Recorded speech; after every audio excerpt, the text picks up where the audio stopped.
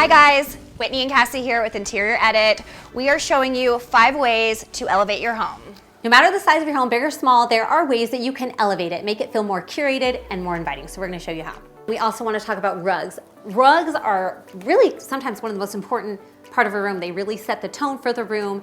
A lot of times when we're choosing things for a client, we will start with the rug and we'll pick a rug that they love with colors that they love. Make sure you get the size right. If you're gonna go with a smaller size, it needs to just be under the coffee table, but we prefer that you go big. The bigger, the better. Yes. You want a rug that all of your furniture feet can go on it. So the rug should go under each of the sofa feet and then really fill the space. There are washable rugs. There are lots of different options now so that rugs can be longer lasting, and they are so budget friendly online.